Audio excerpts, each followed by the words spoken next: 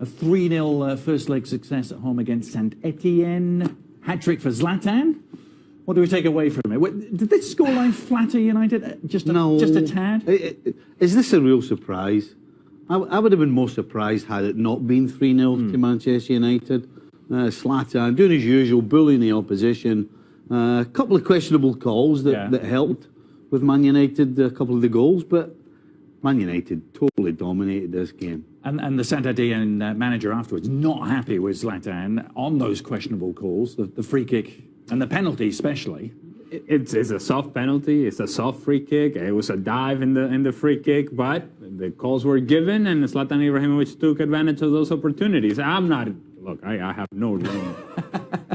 No leeway for criticism? No, come on now. I cannot, in good faith, question Zlatan Ibrahimovic going down, because in the end, what he does is that he baits defenders into drawing those fouls. And then Saint Etienne, with some irresponsible defending and dumb at times, allows Zlatan Ibrahimovic to get away with it. Yeah, but at the same time, Saint Etienne had a realistic penalty shot themselves. Martial could have seen red. Maybe that changes things. If you're sitting in Saint Etienne dressing room, you think you've been hard done by.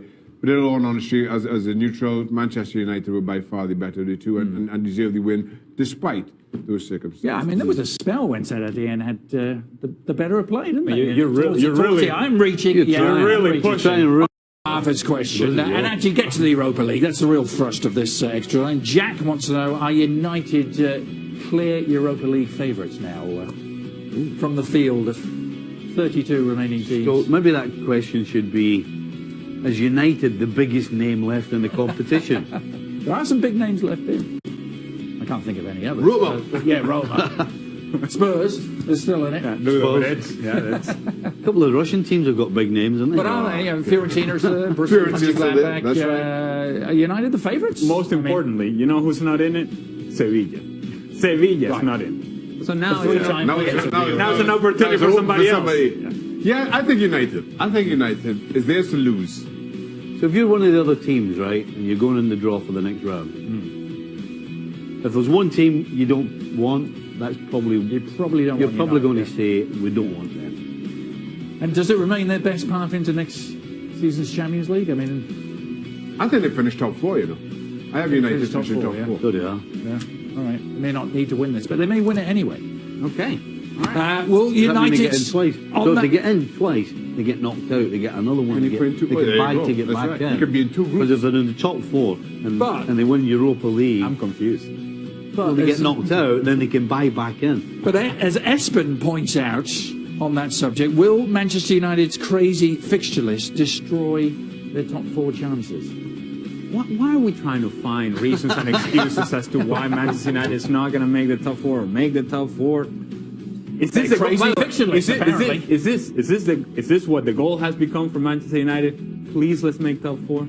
They're turning into Arsenal. Huh? I mean, if that's a standard, then Manchester United has fallen deeper than we thought they had.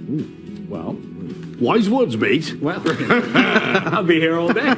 Not tomorrow. I'm off tomorrow. History does suggest that Thursday, Sunday doubleheader. Why are you keeping this going? Well, nobody wants to listen. Extra Nobody's time. interested in the Europa League. Manchester United. Keep going and on and on.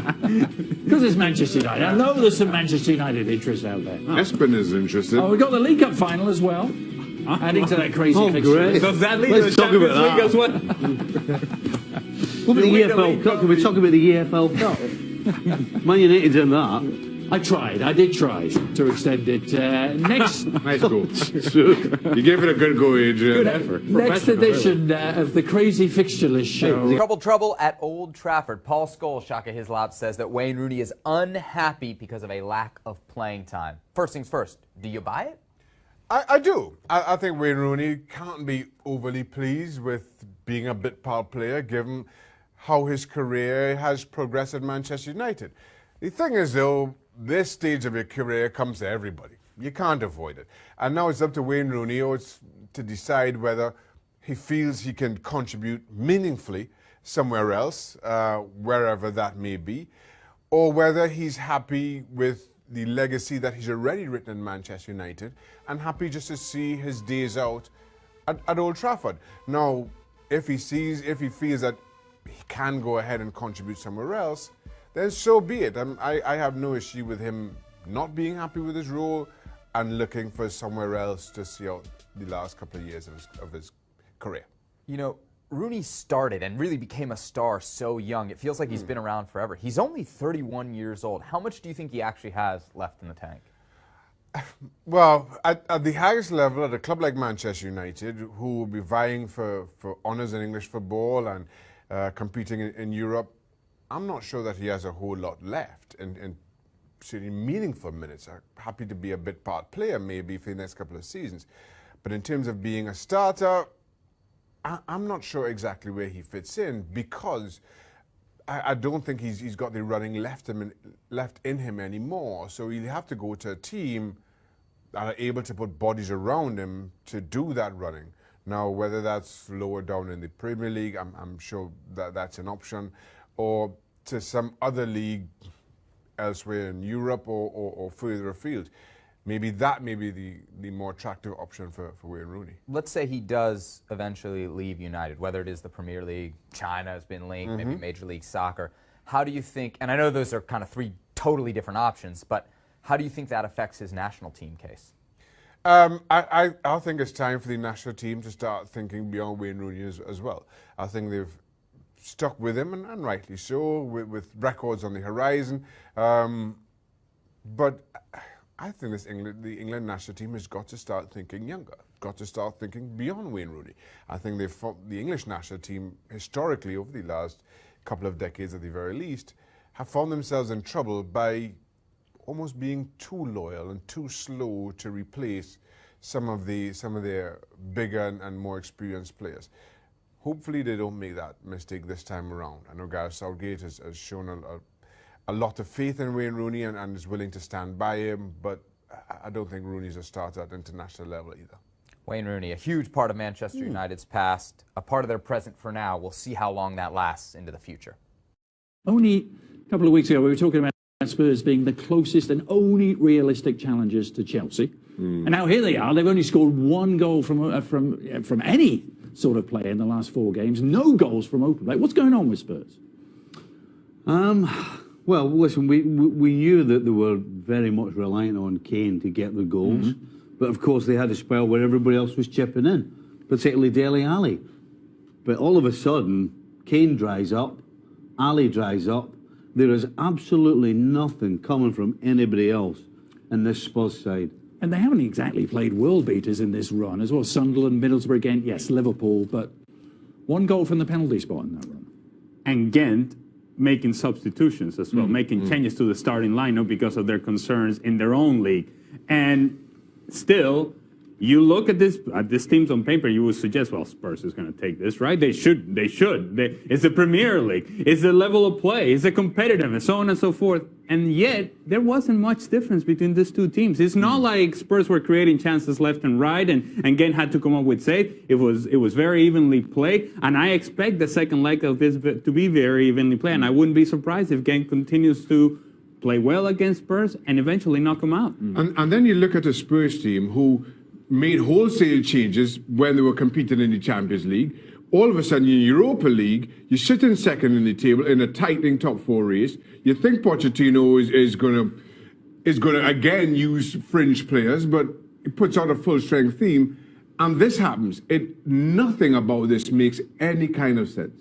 Former United star Gary Neville was impressed by Anthony Martial's star turn at the weekend, but can he turn the performance against Watford with his goal into something, well, resembling maybe much more stardom at Old Trafford? Is he ready to take that next stage in his development? I think without question. And it was always going to be a work in progress with Anthony Martial. And as much as when he arrived and the money that was paid for him was gawked at, he hit the ground running in his Manchester United career. And it's not been as good as in those early days, but he's still only 21. And you have to give him time, and he's shown that he's got the talent to grace such a stage. Now, I guess the question marks kind of start to pop up, given Jose Mourinho's own propensity to more experienced and readied players. Now, I think Jose Mourinho has kind of learned from the past and discarding young talents, Kevin De Bruyne, a little bit too quickly. But when you look at this squad, when you look at Anthony Martial, his skill set, his age, look at the overall age of this squad and their respective skill sets, I don't think Jose Mourinho makes that mistake twice. I certainly hope not. I think Martial stays there for some time yet. And it's about convincing him, perhaps, that the rotation can work in his favour at 21, even though they've paid a lot of money for him, even though there's big pressure on him to perform. I mean, he'll be having a word with Jose Mourinho, surely, about getting more game time in order to fulfil that price tag. Without question, he will. And this is in no means a kind of criticism of the player. But when you come in, when you factor as heavily as you do when you first arrive, when you're first name on the team sheet for all intents and purposes, and then all of a sudden now you're finding yourself in the rotation and maybe a little bit further down the list in that rotation than you'd like to be, of course you ask questions. You see what happened to Memphis Depay. He's now been sent to new pastures to try to resurrect his career. And you kind of wonder if you're next on Jose Mourinho's list and his thinking. But it's to Jose Mourinho now, who has been a fantastic manager throughout the course of his managerial career, to convince that Martial that he's not going to go the way of a Depay, that he doesn't feel the need to send him back to France or wherever he came from, as he did with Kevin De Bruyne, to resurrect his career, that things are going to continue and continue to improve for him, and his game will continue to improve at Old Trafford. I see no real reason why Jose Mourinho can't do that. I see no reason why Martial sees it otherwise. Okay, well, 10 Premier League starts for Martial so far. Many more games still to go, and United, of course, fighting on all fronts. There's plenty of a stage for Martial to prove that he can become a star at Old Trafford. Keep it here at ESPNFC.com. Oh, we love our Thursday editions of ESPN FC Extra Time. Always some Europa League related questions. Magic. Steve, Ali and Shaka can't wait to get stuck into. Let's have a look. Mike, I'll put my glasses on for this. Mike, this is a question straight to you, Shaka. Has Shaka learnt not to doubt Real Madrid in Europe? Not yet. Have you learnt? Not yet. I'm far too stubborn. Napoli is still in this. You still think there's... I'm still going with Napoli. Around, yeah? I'm not changing my mind yet. By the way, do you doubt all of Madrid? Atletico Madrid included? No, I don't know. Just Real Madrid? I don't know what Mike is. I'm just asking you the question. I just Do you hate Madrid? No, I don't. Okay. The teams or the city? Oh, the city's great. Do you think Napoli can turn this around, Stevie? Can they turn this 2-0? That's doable, isn't it? No. All right. I'll move on. Give me a hand, man. Give me a hand. Help me out here. Help me out, Stevie. Arthur switches the focus to Barcelona. Should they sell Messi, gain dollars, rebuild midfield backline, hand the reins over to Neymar? Messi turns 30 in the summer. Neymar keeps falling off the horse. Neymar's 25, Messi turns 30 in the summer. If you think the team's not that great right now, how bad are they going to be without Messi? So why would you get rid of him? He's been papered over some cracks, yeah? I think Tell you what, he's getting on as well. He's got to be at least, what, 27, 28? Yeah, that's There's not much left in the tank. Messi will remain with Barcelona as long as Messi wants to remain with Barcelona. So it's not time to move on. No. And bring in the Neymar era. It's never time to move on from Lionel Messi. That was with love. That was with passion right there. We'll move on from